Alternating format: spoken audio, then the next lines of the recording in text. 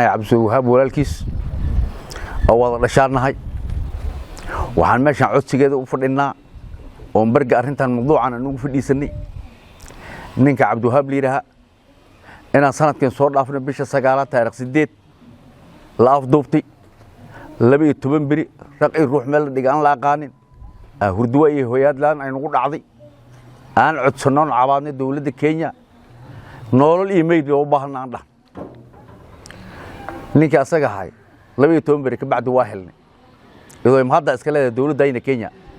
oo sugtay nabad qabadiisa asoo nabad qaban nolol keenay oo ku mahadsan noqon anagoo yaaban meel nooga imaaday anagoo yaaban waxa aqoonyaanka inuu xirin wuxuu galabsaday naqaan laanahay waxa maxkamad ninkan la keen lahayd ninkan la siibto ma horna ay noo dhibto wiil badan oo la afduubto ku maqan oo in shay caad ah ay ilay ku ay kuma darin waa noo soo noqday muddo hadda ka joogna ka damba yaa waxaan aragnay ninkii Niza madaxda ka hayo Soomaaliya oo halla oo leh cabdulwahaab afduubkiisa waxa ka dambeeyay maxamed xuseen rooble in la dile ay had moog in nolol lagu helana ma ahayn hurduway nagu ridatiideed war rooble wadana madax ka ahay nan madaxa Soomaaliyeed sahay farmaajo nimaad baray minista ka dhigaasahay ninka Soomaali ugu sharafanayaa darajo u dhiibay halka wadankii caalankaas inkastoo Kenyaan madax Soomaalinimo iyo xafiis Soomaalinimo oo hayaan qeybayn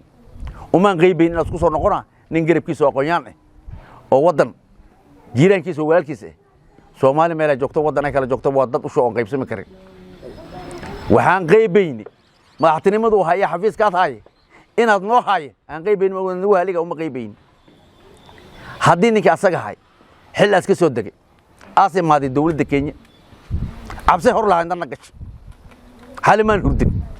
ninka shalay ku afduubo dawladda ku isticmaalay برينا مع سكوب صوبنا ما ذويل كنا توجو هذيك سدوس دلها عبسي ترتوا قمناع وحن عسنا إن الدولة كينيا بتغبد عبدالوهاب هنا سكت أضرب لك أنا بتقال وعسنينا مدى الله بدون عسنين وحوا روبلي إد بدور كين وجري روبلي وحدوق في وطن من الصومالية وحدوق في أخلاق دي إدنا كين كصوماليات صومالي وحكومة هذا عنده فتاة هذا ولا كجارتك عن تلا اللي شفته waxaan qeybayn roobla daarintan lagu sheegay inaas beentayo kuma jiro alle alla waa adda oo fiyo baan waa ka sugayn inuu qalad ba iga dhacay hal iga raalaada waa ka sugayn dad buu ka dhashay inay ka danqadaan walaaloodaanahay Soomaaliland aan qabiilan ku dhisanahay qabiilka iska dhashin dan inay dhahan war waxa khiyaar soo ay soofsan ardaal baa soo hooyay كلام منن هذا روبل قرط تكسو يري عدين نجسوا كسوين ما مسوين نيك وثق فراق وطين يسود ويانا قدام الدجال مدى اللبات حسن الشيخ محمود مدحوينا ولا كانوا صومالي مدحوينا كه وحن كسوين نيك برايم من استاجا هاي أو إكس كهاي أو شلي نبكان كاني سفارديس إنه يسود ويسندرك بسوين أنا وحكت تبرناين وحن ربنا أو عطسنينا عالم كاينا هوس جوجنا عيد داينا هوس جوجنا روبل هدو إلهي كينيا كيني مدحوينين الروتو مدحوين كوحيغان كاين كشاقوا ولا الكاين أو بردو عالي منتانك الروتو أوغي سان كودسني آبن نوئه بدرك أحمد غريف نوئه وعن كوعد سنينة إنا صوبلو ودنك كبحين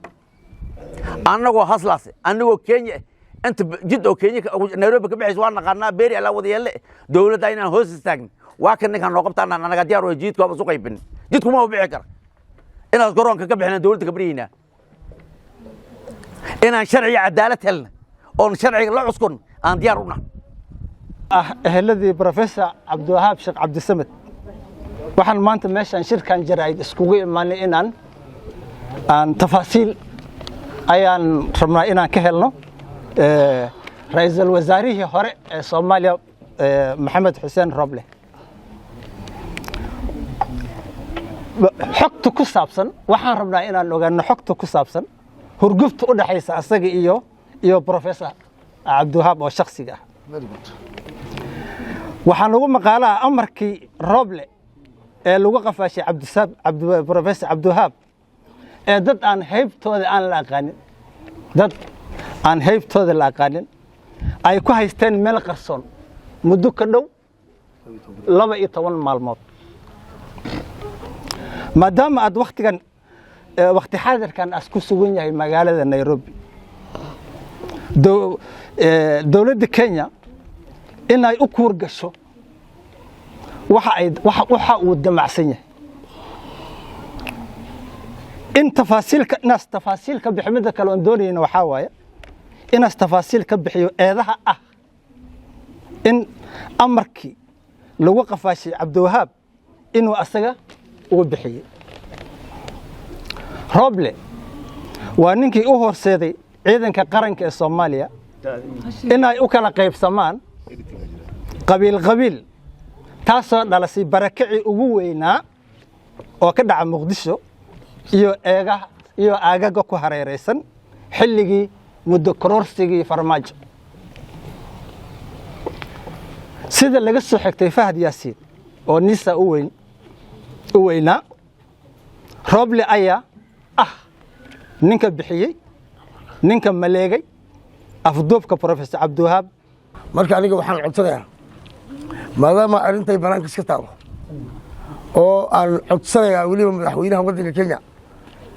mudane William Samoei Arap Ruto oo madaxweynaha xisbigayga UDA haddana madaxweynaha waddanka Kenya waxaan rabaa inaan faro aan u sheego in muwaadin naga mid ah oo walaalka naga ah oo waqooyi bari ka yimid magaalada Wajeer ka yimid oo nin mutacallim ah oo professor ah in wax lagu soo maleegay Soomaaliya dad siyaasiyiin kale ay soo maleegeen in loo qafaasho loo afduubo weliba in la qaarijiyo loogu talagalay waxay ku dhacday ayaan rabnaa inaan ogaano labo waxaan rabaa security-ga agencies-ka sida DCI-ga waxaan maqlayaa Roble inuu joogo Nairobi asagoo u sii jeeda wadankii uu ka yimaaday markii hore Sweden ahaa xaflado ayuu ku dhiganayaa meesha la yiraahdo Nairobi waxaan lama aha been waxaan rabnaa cadaaladda in la horkeeno Roble asagoo wax laga wareysanaya iyadoo caddayn clip lagu hayo madaxa sirdoonka Soomaaliya Fahad Yaasiin oo laga hayo clip idil uu ku tilmaamayo in afduubka uu ka dambeeyay Roble in weliba sheekha in professorka la dilo waxaan rabnaa iyadoo shaahidaas loo asto in Roble la horkeeno maxkamadda ku taal waddanka Kenya intaas ayaan rabaa inaan waddankan ka dhashay